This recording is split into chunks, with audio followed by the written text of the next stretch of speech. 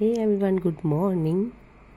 तो आज की वीडियो है खासकर लड़कियों के लिए। जब मैं 9th या 10th स्टैंडर्ड में थी तो माँ अक्सर बोला करती थी सुबह उठा करो टाइम पे।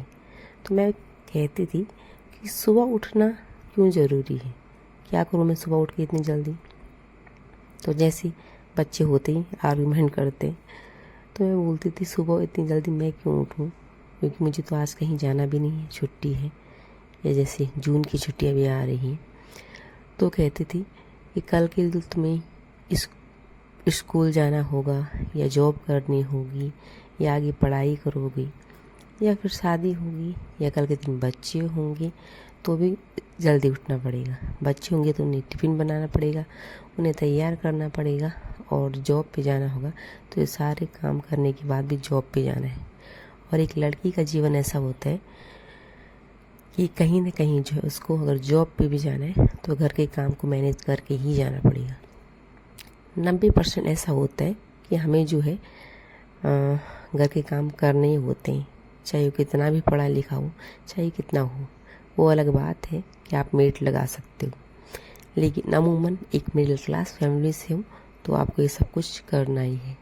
तो इसका सबसे अच्छा तरीका क्या है कि हमें अपनी हैबिट में ये ऐड कर देना है कि सुबह टाइम पे उठना है, चाहे हम जॉब पे जाएं, चाहे ना जाएं, चाहे घर पे रहें। तो ये खासकर है लड़कियों के लिए, क्योंकि इस बात को इसलिए बोल रही हूँ क्योंकि बहुत सारे जैसे रिलेटिव होते हैं या कोई लोग होते हैं जिनकी शिकायतें रहती है कि बच्चे टाइम पे नहीं उठते हैं। और मेरी भी बेटी है तो मैं भी चाहूँगी कि उसे टाइम पे उठने की हैबिट डालूँ, ताकि छुट्टी का दिन रहे तो ऐसा ना रहे कि जून की छुट्टी है तो बहुत लेट तक जो है सोए हुए हैं। अभी तो छोटी है, लेकिन जो कम से कम 9, 10, 11, 12th में है उन बच्चों को टाइम पे उठना ही चाहिए, खासकर लड़कियों को। और मैं ये नहीं बोलूँगी कि लड़कों को नहीं, लड़कों को भी अपना टाइम ढंग से मैनेज करना पड़ेगा, क्योंकि कल के दिन बाहर जॉब पे जाओगे तो होटल में खाना ना खाना पड़े। तो इसलिए सब कुछ सीखना और अपना टाइम मैनेजमेंट करना ये सबसे बड़ी बात है। तो ये सब कुछ तो चलता रहता है, खासकर लड़कियों को मेंशन किया है। तो अपनी आदतें सुधार लो, नहीं तो कल के दिन परेशानियां होंगी आगे चल के, और आपको इसका भुगतान जो है करना पड़ेगा। कुछ नहीं करोगे तो अपनी डेली जो रूटीन है वो तो करना ही पड़ेगा। कई लोग बोलते ना हम कुछ नहीं करेंगे, तो अपना जो डेली रूटीन है उसको फॉलो करना पड़ेगा, और उसे टाइम पे जो फॉलो कर ले वो सबसे बड़ी बात है।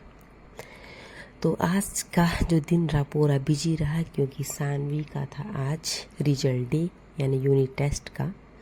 तो मैं स्कूल गई और स्कूल में वीडियो बना नहीं पाई क्योंकि मेरा फ़ोन हो गया था स्विच ऑफ।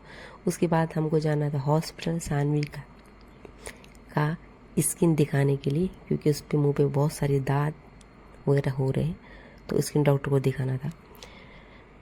तो ये सब कुछ चला, लेकिन सानवी का जो यूनिट टेस्ट में रिजल्ट था अच्छा है, क्योंकि वो पहले छोटे स्कूल में थी और अब थोड़ा मतलब कि बड़ा स्कूल साइज़ का हो, चाहे वैसा भी हो, थोड़ा बड़ा स्कूल है या पैसे से हो, तो उस स्कूल में गई है।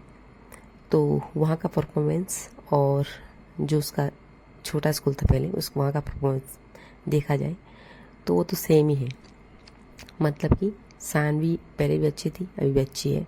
पूरा उसका डिटेल नहीं दिखाऊंगी, मेरा ये मानना हो गया है जब से मैंने LT में अपना रूटीन दिखाया था, कहीं ना कहीं नज़र होती है और नज़र लग जाती है। तो मैं नहीं चाहती कि उस पर भी ऐसा कुछ परफॉर्मेंस पे लगे, तो इसलिए उसका मैं ये चीज़ें नहीं दिखाऊंगी।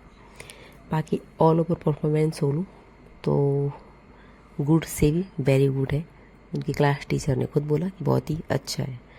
तो ये होती है लड़कियों में ये आदत होनी ही चाहिए कि एक तो जेनेटिक होता है कि वो खुद से आत्मनिर्भर, या कह सकते हो कि वो उनमें एक हैबिट होती है कि वो खुद जो है ये सारे गुण होते हैं, अपना काम स्वयं करना, या फिर चिंता होना कि मुझे होमवर्क मिला, ये चीज़ें।